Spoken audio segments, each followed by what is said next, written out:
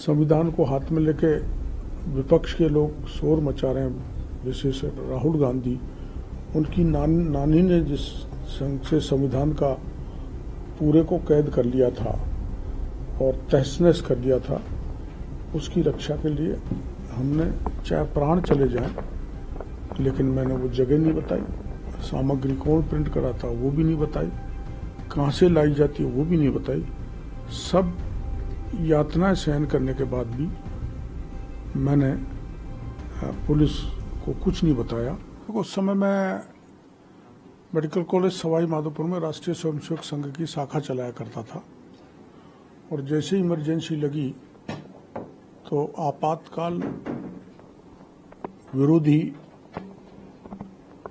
या जनता को, क्योंकि लोकतंत्र का गला घोंट दिया था और इमरजेंसी होने के बावजूद जनता तक आपातकाल में क्या क्या अपराध हो रहे हैं, क्या क्या ज्यादती हो रही हैं, सरकार के द्वारा किस ढंग से दमन हो रहा है, देश की जनता को आतंकित कर रखा था, पूरा मीडिया कैद हो गया था, यहाँ तक कि जुडिशरी भी बह में थी। तो इन चीज़ों की जानकारी जनता तक पहुँचाने की दृष्टि से सामग्री प्रिंट होती थी अहमदाबाद में। पूरे देश भर की सामग्री को प्रिंट कराते थे मोदी जी भूमिगत रहकर, और उनमें से मेरे को जिम्मेदारी दी थी राजस्थान की सामग्री को वहाँ से लाना और राजस्थान में वितरण करना। मैं, जो आपको पता है कि 19 महीने तक इमरजेंसी रही थी, 13 महीने तक उसका मैं सफलतापूर्वक वितरण करता रहा अपनी टीम के जरिए। अंत में मेरे को गिरफ्तार करके जेल में डाल दिया था और वहाँ भयंकर यातनाएं दी गई, ये पूछने के लिए कि सामग्री कहाँ छपती है, कौन छपवाता है, कहाँ से लाते हो।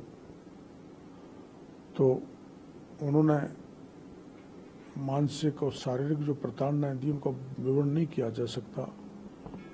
यहाँ तक पीटते मारते थे, बेहोश हो जाते थे, उल्टा पेड़ में लटका के मारा जाता था। 1-2 बार गुदा में पेट्रोल भी डाल दिया था, नाखून खींच लिए थे। इसके बावजूद भी, क्योंकि देश की लोकतंत्र की रक्षा का मामला था, आज जिस संविधान को हाथ में लेके विपक्ष के लोग शोर मचा रहे हैं, विशेष राहुल गांधी, उनकी नानी ने जिस संग से संविधान का पूरे को कैद कर लिया था और तहस-नहस कर दिया था, उसकी रक्षा के लिए हमने चाहे प्राण चले जाएं, लेकिन मैंने वो जगह नहीं बताई, सामग्री कौन प्रिंट करा था वो भी नहीं बताई, कहाँ से लाई जाती है वो भी नहीं बताई।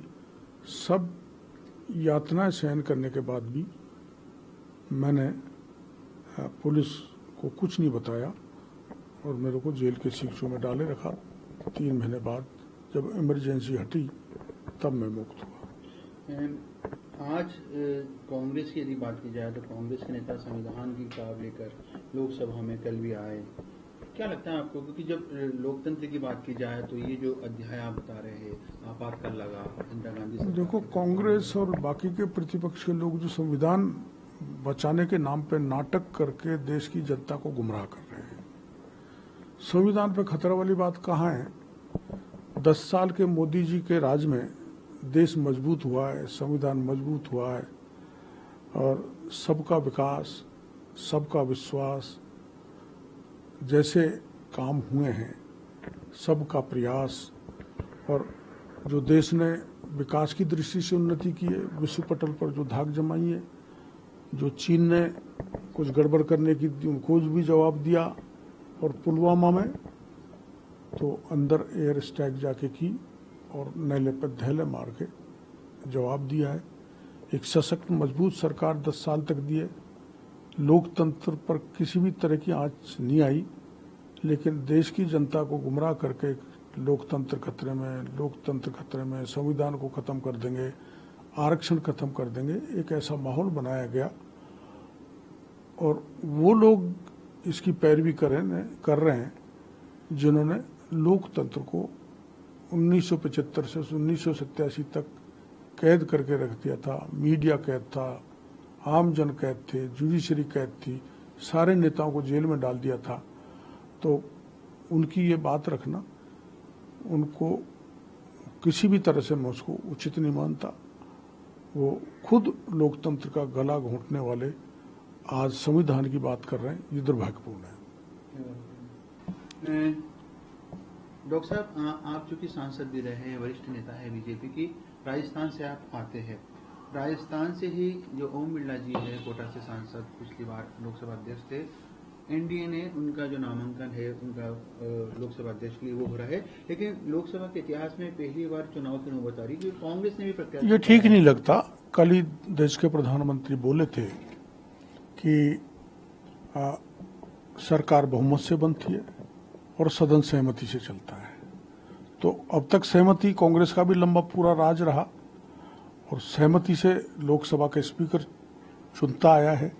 लेकिन ये जो नई परिपाटी कांग्रेस और प्रतिपक्ष के लोगों ने बनाई है, ये दुर्भाग्यपूर्ण है। अंत में विजय तो स्पीकर की एनडीए की होनी है। ओम बिरला ही स्पीकर बनेंगे।